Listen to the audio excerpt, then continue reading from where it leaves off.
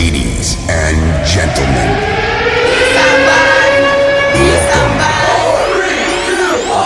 everybody wants the prize, but nobody wants to pay the price. Can they be pushed? Do they have a sense of urgency? Do they want to be great? And then, of course, you look at them and be like, yeah, right. Everybody wants to be on your team when you're on top. I saw the angel and the marble, and I carved until I set him free.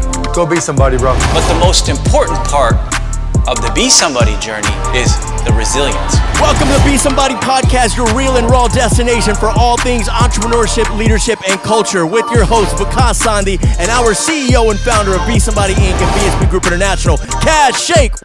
Welcome to episode 8 of the Be Somebody Podcast. Mad love to all of our listeners, supporters, and subscribers of our podcast. I'm your co-host, Kash Shaikh, with our founder and CEO of Be Somebody Inc. and BSB Group International, Kash Shaikh. What's going on today, Kash? What's going on, Kash? How you doing? I can't believe we are already on episode 8. Yep, 8. You know, it's here. It's one of those things where it feels like we've been doing this forever. Yeah.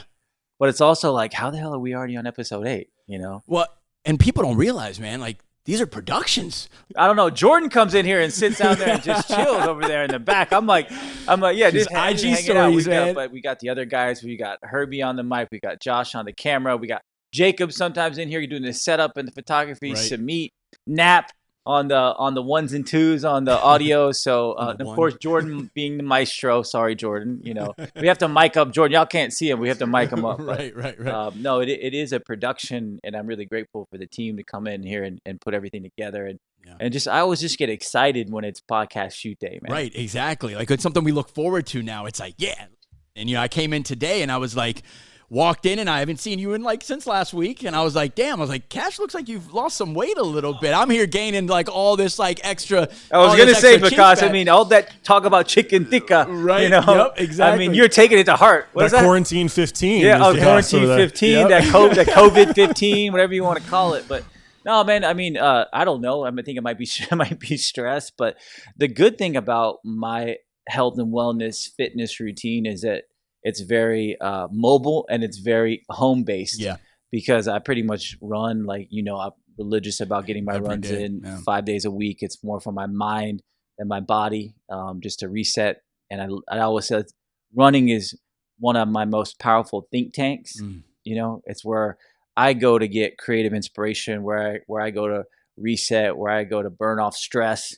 So I've been doing that, and I'm really lucky, man. I'm really blessed because I just moved into a new place a few months ago, and I have a little home gym. Dope gym. Yeah, I have a little home gym, so I've been able to work out, man. So I think, you know, a lot of my friends have been messaging me, the folks that, especially on the East Coast, you know, like New York and Philly and Boston, people with smaller, you know, small apartments. When you live downtown, they don't have the home gym, and actually the apartment fitness centers are closed, things like that. So they're like, man, I can't stand not being able to get in the gym. Right. Especially in those urban areas, you know, there's not a lot over here. You got the hills, you got all that scenery, you got the distance from everyone. So it's, you know, it is a challenge, but you know, the at-home gym, I get to see all your IG stories, and I'm like, man, I need to get mine together now. And with everything going on, you're doing the, you know, biryani in one hand, that Indian biryani on the left, like the biryani curls and the chicken tikka curls. The cooking skills have been getting better though. But I have been seeing your stories. I have been seeing your Instagram stories. So people, if you don't follow Kash Shaikh on Instagram, right? But is this Kash Shaikh? Yep. That's it. You know, Kash Shaikh on Instagram. Also follow me on Instagram, yeah, Kash_Shaikh yep. on Instagram, and also Be Somebody blog on Instagram. Man, how are we not giving our social handle shout outs? Yeah, exactly. Subscribe.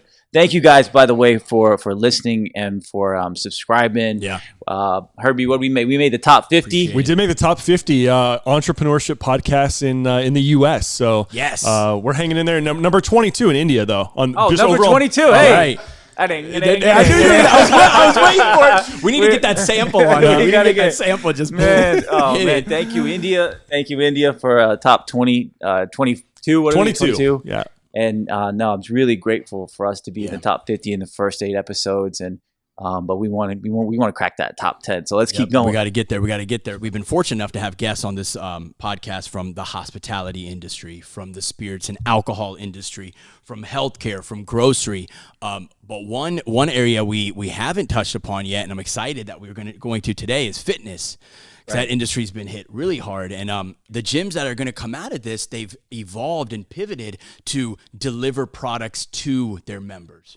They've started to charge, a daily, membership fee just to do an at-home workout with the trainers, with the enthusiasts to stay in shape. Well, I've been telling you guys, I really believe that this pandemic, this crisis is for the creators. Right. The great content creators are going to actually emerge out of this crisis in a lot of ways stronger than before. Right. And when I see, even from a local gym standpoint or celebrity trainer standpoint, and when I look at what health and wellness, fitness athletes and influencers and business owners are doing on social media, the ones who are committed to creating great content that adds value to people, they're doing things differently, they're still doing well. Right. Because at a minimum, they're building their own personal brands or the brands of their business, which is going to help them once things open up again. Yeah, exactly. But because people don't realize, the gym industry, is a $30 billion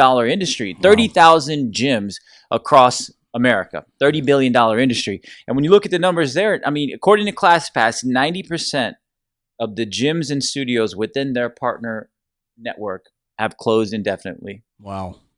Gold's Gym, everybody knows Gold's Gym, Yep. closed more than 30 locations for good. They said they're not opening them up again. And this was in Alabama, Colorado, Missouri, Texas, Oklahoma, North Carolina, South Carolina. Man. Lifetime Fitness, so one of the more higher end of the spectrum. Used to have a membership of fitness and gyms. Yeah, you're balling like that, man. I got my home gym. You're Lifetime. Keyword used to. Yeah, you got that podcast salary, man. But no, Lifetime Fitness furloughed 90% of their employees. So a lot of gyms are suffering and hurting. You think about, again, all the CrossFit gyms, all those local gyms that had to shut down. But on the flip side, this is one of those other issues in industries that's got a little bit of a polarizing experience within this pandemic, similar to when we talked in episode 5 about alcohol industry. Because in that industry, if you're a bar or a restaurant, obviously you're closed, so you're really hurting. On the flip side, people were stockpiling and kind of hoarding beer and alcohol in the same way they were doing sanitizer and groceries. So those types of companies were doing well on the delivery side or the product sales side. In fitness, Tonal, anybody y'all know Tonal? It's that $3,000 on the wall workout. Yeah, $3,000 on the wall, data inspired kind of visual home gym system. Not cheap, $3,000. Right. They've tripled in sales. Wow. Since this pandemic hit. And Peloton, we talk about Jordan, you got a Peloton. So Peloton is actually doing really well. Their stock is up 44% in the last month. Man. In the heart of this crisis, Peloton's, stock is up 44%. So the home gyms and the home fitness aspect of fitness, some of them are doing really well. So it's crazy to see how this pandemic, this crisis is affecting not only so many industries, but the nuances of how it's affecting those industries is really fascinating. Yeah, it'll be interesting to see how will more people go towards that at-home gym, or will people be ready to go back out to the gym because they need that motivation? They need to be around people. They need to be in those group workouts and stuff. Well, and that's why I love who we're talking to today. Yeah, because our guest is kind of on the intersection of both of those. And he's going to talk about it and share more of his story. But he's a founder of a gym franchise and fitness concept that actually brought personal trainers and fitness experts to apartment complexes. So you could go downstairs to the gym in your apartment and have that kind of personalized home feel, but then also have a personal trainer there that was vetted and trusted through this larger gym membership or gym affiliation to teach you and train you. So he always knew the power of the home gym aspect, but then he said, let me bring some trainers to you versus you going somewhere else. So I always thought it was a fascinating concept, and I feel excited because I'm going to say his name, Shawn Martinez. I haven't talked to him in 4 or 5 years because Shawn was one of the original fitness instructors on the original Besomebody app. And I was always inspired by his work ethic and his grind and his character. And it's just really his ability to lead and bring people together. And he's had such an innovative concept, which I don't want to give too much away, but I want him to share about. But he's had such a cool concept that brought these worlds together and made it easier and more accessible for people to get that expert fitness coaching and training. And man, I'm really excited to hear about where he's taken his business, and also just learn from and kind of empathize with what he's had to do and face during this crisis. But man, very excited about this guest. Super excited. Want to really hear the whole story. And I love hearing the journey when you connect with people from the back in the day, Be Somebody days, from the platform there, especially when we were following it all. And just as a tribute, wearing the Be Somebody t-shirt again. Shine, I know you can't see us right now, but we're in the black t-shirt with the Be Somebody hashtag on it, to pay tribute. So let's do what we do. Give Shawn an old school Be Somebody welcome. Let's do it. Let's welcome to the show a leader who started as a personal trainer at Lifetime Fitness in 2007 and then became the founder and CEO of FX Fit in 2009 and rebranded as Gym Studios in 2017, and now has 65 fitness trainers and enthusiasts from Austin, Texas. Please welcome Shawn Martinez! Nap, we got him on the line? He's on the line. Shawn, welcome. That was awesome. Shawn, what's going on, brother? Hey, man. Good to hear your voice. Good to hear yours too, man. I was just telling the guys, man, I can't believe it's been like 6 years since we shot your video. It's been about 6 years since I seen you, man. In some ways it feels like it was a lifetime ago. In some ways it feels like it was just yesterday, man. But I'm so excited to get reconnected and talk with you today. Yeah, man. Yeah, I've been following you from a distance as well, and congratulations on your journey, man. It's cool to see you still grinding and still setting the bar. So Shawn, before we get into like what's been going on with you and where how you're contending with the current pandemic, would love for you to give a little background on your personal journey. I know Kash shared a bit about your progression, but just your personal journey and how you got to where you are as a founder and CEO of Gym Studios. Yeah, man. So from Austin, Texas, I graduated from UT here in Austin. Back Welcome in Horns.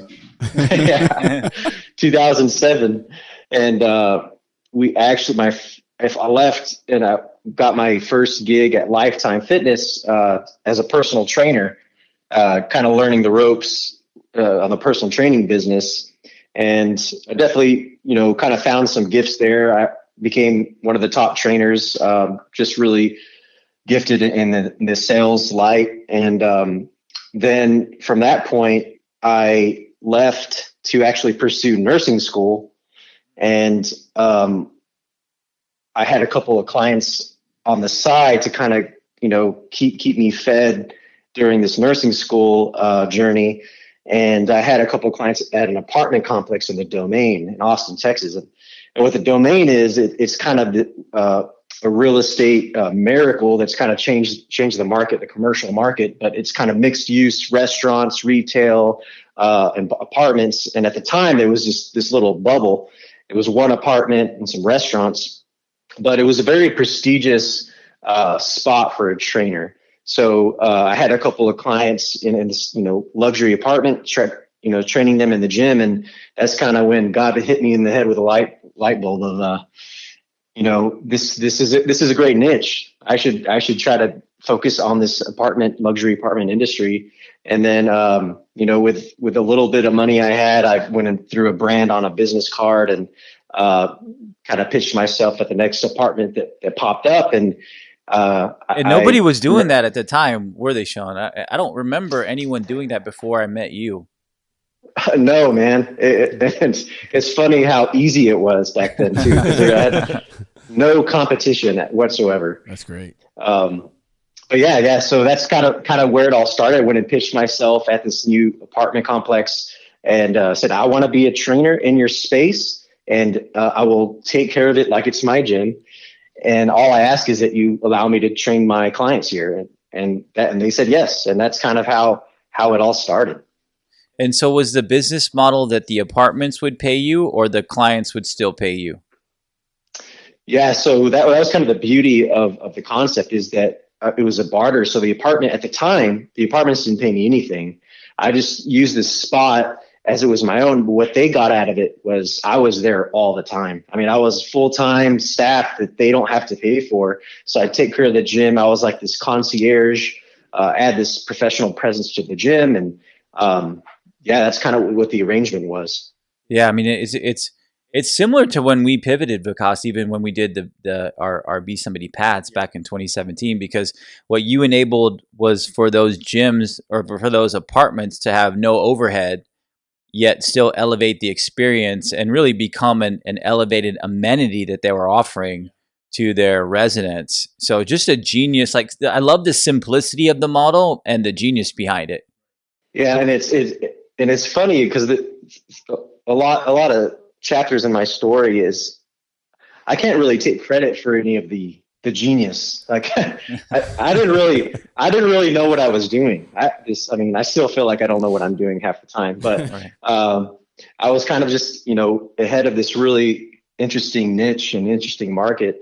But yeah, that was back in 2009, I guess I would say. Mm-hmm. And I kind of just did the personal training thing, got busy, hired an assistant, and then my assistant started getting busy. So, and then around that time, our reputation started to spread. So other apartments were like, "That's a cool operation. Let's get it over here." That carries us back kind of like into 2011, 2012, and then I started to realize we kind of had a company starting to get built. So that's when I incorporated. It was in 2012. And we were kind of doing the personal training grind. That was picking up, hired a couple more trainers. So we had like 5 or 6 trainers, and we were just kind of deployed amongst 2 or 3 apartments, but we were doing really well. Everyone was making some money. We were creating a buzz. And then that's when the group fitness curve started hitting. Like CrossFit started getting really popular, Right. shortly after Orange Theory. So we evolved and started offering a group fitness service to apartments and started offering group classes. And that really took off. And that's kind of what woke other people up to start competing with us. And then now there's like an industry in the apartment fitness space. And yeah, we've just evolved over time. Now we also do events for the apartments. We have this really cool local nonprofit platform where we help facilitate people to go serve and volunteer. But we've just had to get creative with our pitch, and we are the most expensive version of this concept. We're kind of a boutique style of what this apartment fitness management is. So because of that, we're very elaborate, very kind of white glove version of this kind of these apartment fitness stuff. And what was the strategy that you guys had to place yourself at the more high end of that pricing and value continuum? Because it's always been about relationships, man. Relationships has always been our currency. I mean, you guys have kind of touched on that. I didn't want to be volume. I didn't want to just be like at every apartment in the U.S. We've always been very selective of like what properties we partner with. We want to make sure the gym is hospitable for personal training. We want it to be kind of top notch. We want to pick property managers that kind of believed in the vision, so we can work together and really kind of be a blessing to all the people that lived there by doing some really cool programs and just be creative in this space. So we weren't really in a rush to grow. We wanted more the right partner, if that makes sense. Yeah, no, it totally makes sense. And I think about even the other side of our Be Somebody ecosystem, BSB Group International, where we work with different clients, Fortune 500 companies and things from the management consulting and brand building side, Shawn. And that's the same philosophy we have, is like, we don't want to have, hundreds of clients. We're not on that agency grind where we want to have, win the quantity game, but we want to have clients that we share a vision, we have a shared passion, and we just go deep and across the board with them. So no, totally can relate, and love that approach and strategy that you guys took to it. Awesome, man. Thank you. And Shawn, how many locations do you guys have? And are you guys just in Austin? Like, where all are you located now with Gym Studios? Yeah, so we have about 20 locations now. We're pretty saturated in Austin, but we're also in Dallas, and we have locations in Arizona, Tempe, and Phoenix. You guys transitioned in 2017 from FX Fitness to Gym Studios. So what was the reason and the rationale for that rebrand or change in messaging? Kind of an interesting story, actually. So, FX Fit was our original kind of DBA, and right. That's kind of how we started. And I actually was thinking about rebranding because at the time we did FX Fit, we were very much trying to be a fitness company. And as we've evolved, we realized that we're much more corporate. We're more like a fitness management company. So I had some intentions of rebranding, but we got a very interesting email from CrossFit Legal, basically threatening to sue us for trademark infringement. Yep. And which was really confusing because I didn't understand the connection. I was like, we do, like, we're not even, like, we don't even have Did you respond with the middle finger emoji, or like what was the response? Well, I ignored them for a couple of weeks, and then they started getting pretty aggressive. And that's when I sought legal counsel, and apparently they kind of do this. They have like a legal team that just goes around this, kind of smaller guys and tries to. They're very protective with their brand. So, but basically their argument was, with social media at the time, like a few years back, CrossFit, people would shorthand CrossFit with X Fit. Right. So their argument was that we were saying we're F CrossFit. Wow. Yeah, so interesting. Didn't even think about it that way. Wow. Got it. Okay.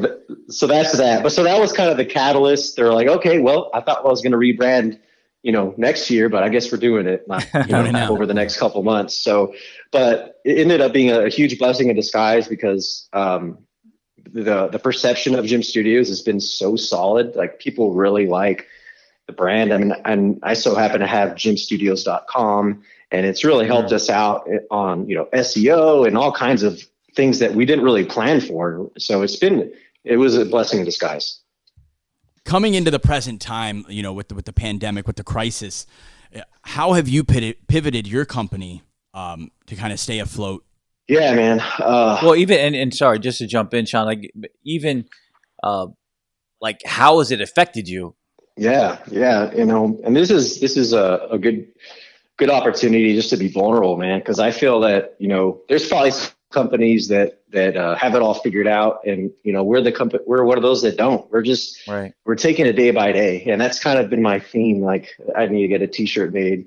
It's just like day by day, because March 13th coincidentally was my family vacation. We do a beach trip every year, and we were literally on the road, and then my emails started getting blown up, and then that's when the media really started to kind of like panic people about lockdown and all this stuff. And we started losing gym access. So I was literally driving on the road to Florida, like, all this happening. I had so much anxiety. I was so confused. I couldn't really sleep for the next couple of days. And then things just got worse, like, that whole week. And this was when we were all on the beach, and I was trying to balance with, like, how much to turn my attention to my family during this time. And then also, like, how much should I actually be worried? Right. So by the end of the week, 100% of our locations were shut down. The way we make money, we make money two main ways.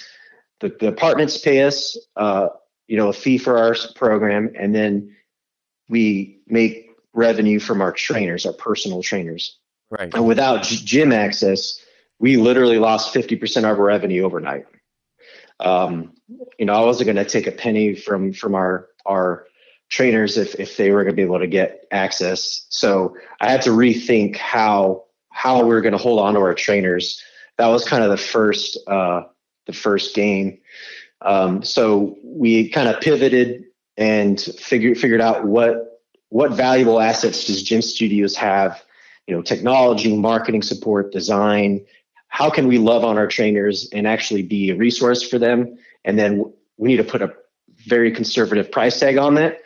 And that's what we did. So we basically are charging our trainers a very, very conservative fee to just be affiliated with us during this time. And we're just supporting them. But it's also an investment on their end because, in good hopes that once this lockdown's released, they can jump back in. I've been lucky that a lot of our trainers just believe in me as a leader and I believe in us, the brand. And I think a lot of them are just investing in us. Right. So that's been such a humbling and sobering pivot for us, is just the trainers that are sticking with us. And that's kind of the first battle. And I'll stop there if you guys have any questions or want me. Well, no, I think it's, obviously, when you think about 100% of the gym access being lost, overnight, it's a huge hit to the business and huge hit to the model, obviously a devastating blow, really. And I think that I love the fact that your first strategy was how do we retain our trainers? And then my question though is did you guys quickly start to say, okay, how can we coalesce with a digital, social media driven campaign or marketing strategy, content strategy, to retain our clientele and or build our brand? We were talking about that at the top of the show, that I've been saying, Shawn, that this pandemic is for the creators.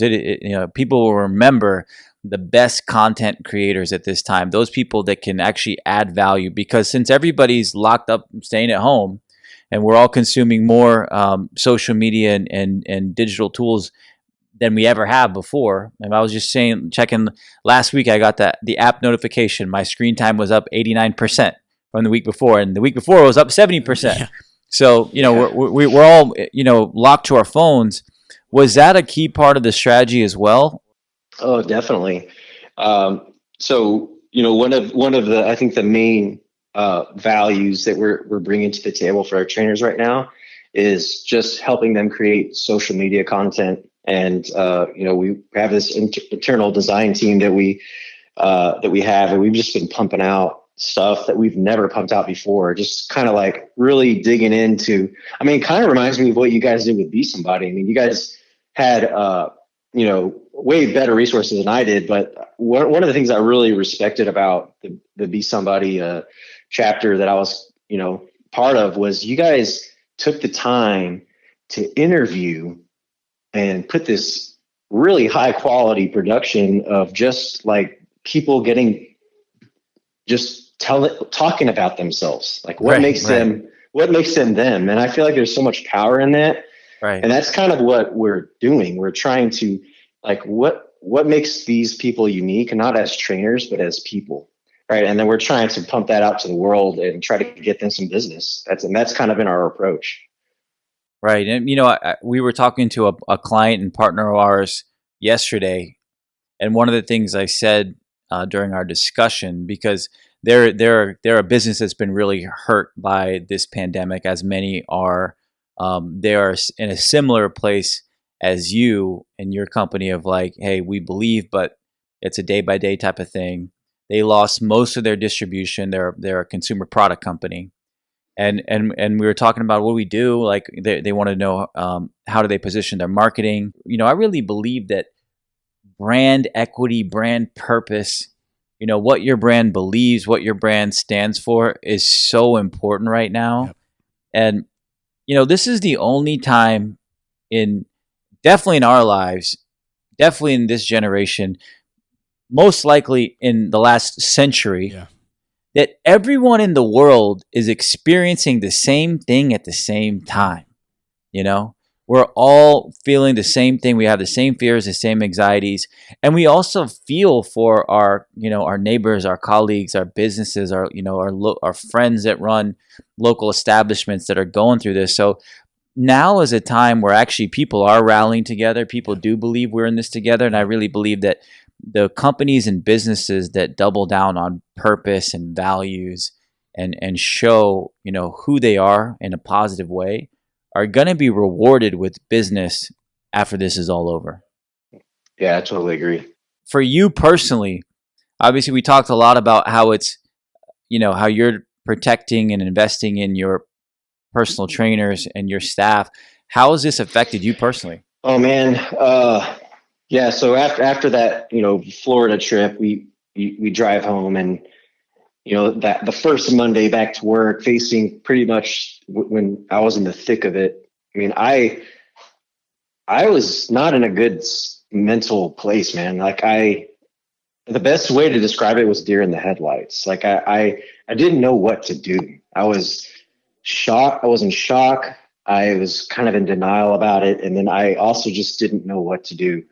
And it was actually my wife who kind of, kicked me in the butt a bit. She was just like, you got to do something, right? She just said, you can't be quiet. Right. You have to do something. And that's when I jumped on the social media stuff. And that one of the first things I did was, our social media was managed on a very high level right before all this. I didn't touch it much. So one of the first things I did was I basically just sat in my garage. I have a really good home gym garage set up, so I kind of had that as my backdrop, and just nice. Had some coffee in my hand, and I just kind of just spilled it out, vulnerable. Like, this is where I'm at. I don't have it figured out, but this is how this is what's on our plate right now. This is what we're doing. And I kind of just had this heart to heart. And the response was really encouraging. So many people reached out, and that was, I think, kind of the motivation that I needed to kind of just get in there and do it. And I will say, when you talk about your posts on social media, I mean, I think that's how we reconnected, because I saw it. I saw you post something on LinkedIn, and I did really appreciate the authenticity and honesty behind it. And in my life, this Be Somebody journey in the last 9-10 years, I've always seen, Shawn, that whenever you're the most vulnerable and just real and raw with what you share, all those times where I was very nervous to hit publish or post on a post, because I'm like, man, I'm being so honest, I'm sharing my soul. Those are the posts, and those are the messages, and those are the stories that connected the most with people. And it wasn't about the likes and the comments. It was the fact that somebody said, man, thank you so much for sharing that. That really impacted me, or man, your story really motivated me or moved me, or hey, I'm feeling that too. So I think there's so much power, like you said, in being courageous enough to be vulnerable. Well, thanks, man. Yeah, I agree. I mean, that's kind of one of those things that I have nothing but my vulnerability right now. I got to use that. And yeah, you're right. I mean, by God's grace, I definitely got through it just by being vulnerability gave me strength. One of the first things I did was talk to our leadership team, just let them know that, look, we've lost more than half the company. And so therefore we had to lay off a couple of people immediately. The money that we did have, we were able to sustain some of the team leaders. And then it was just a moment of, all right, well, what can we do? What are our assets? How can we make money right now? And the last 6 years I've been designing and equipping gyms. So I'm CEO over Gym Studios, but my consulting business really started to take off about 5 years ago. And I work hand in hand with apartment developers, and I design the space. And then once it's built, once the gym's installed, that's when our team comes in and we do what we do. So that's kind of been the growth approach. But because I've been in that space, and ironically, in December, I ventured into home gym designs, and I started doing a lot of garage gym build outs. So I just flipped gears, and that I've been hitting that hard. I've just been selling to the home user, and we've been selling fitness equipment, and that, I think I sold like $10,000 in 4 days. And then I just kept on hitting it. So that has literally been our life raft, man. I've just turned into this old school, like, hustle salesperson. And then I'm back to the roots, man. Back to the roots. Exactly. So yeah, man, that's been keeping us afloat. But the thing is we've become a completely different company. Like, overnight, we've had to pivot. We're virtual streaming all our fitness classes. We're online all the time. I'm selling fitness equipment. Like, so our whole operations are basically like thrown out the window. We're redefining everyone's role. It's 20-hour work days. It's just been nuts, man. Appreciate the transparency, and we're all with you. And I know I speak from the guys, 'cause I can see it in their eyes. We really believe in you and the resilience that you have. So I know that just like the trainers that believed in you, I know you guys are going to see through this storm. But before we wrap up, I'd love to just get your take on what you feel the post-coronavirus world will look like within the fitness space. There was this shift of a lot of trainers shifting to this online world, mostly because being a trainer, you're capped. You can only make so much money. And, trainers who just love to train have been able to kind of to laterally move into this virtual space and not have this cap. And now everyone's doing virtual training. So I feel like because of that, the fitness training space is definitely going to be a different ball game.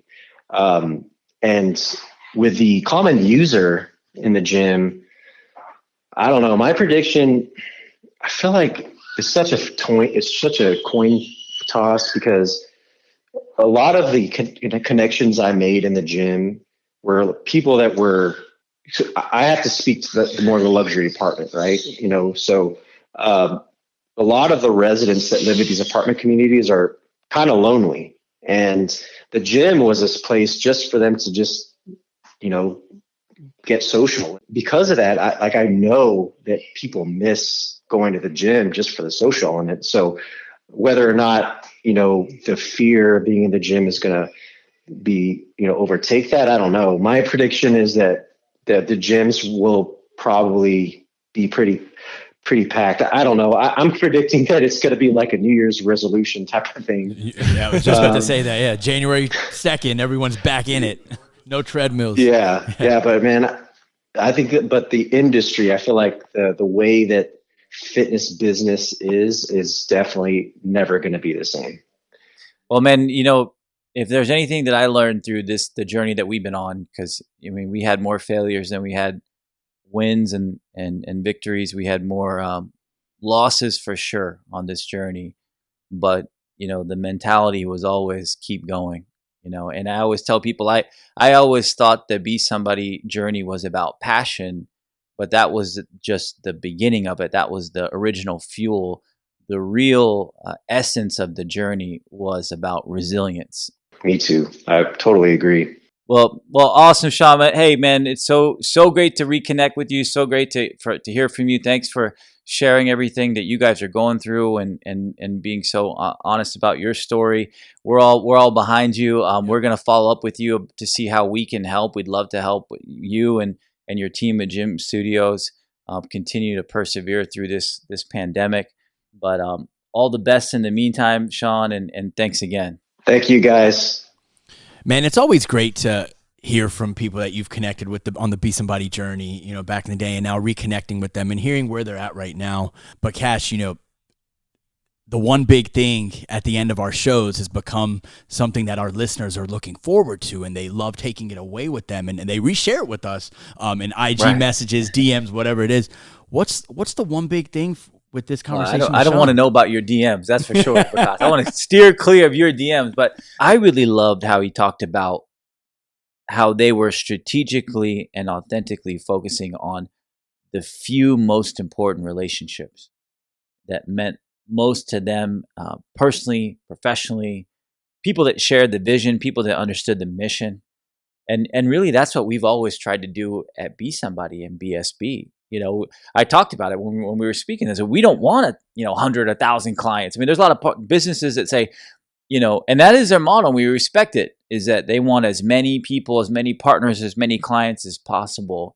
But for us, and where I've seen the most value in our journey, and even in my personal life, is taking the time to really invest in those select few. I used to always say, all I need is a starting five and someone to come off the bench to shoot the three. That's all you need. You don't need a lot of people. You just need the right people. And when you have the right people around you, the people that believe in you, the people that will push you, the people that will call you out, the people that will stand by you when times aren't that good, then you have a powerful weapon in your arsenal. Right people, right relationships. Thank you, Kash, for sharing the one big thing again with us. And thank you, everyone, for listening to the Be Somebody Podcast, episode 8. Don't forget to check out all of our audio and video episodes at besomebody.com. And also don't forget to subscribe on all of the major platforms, Apple, Spotify. We out. Thank you.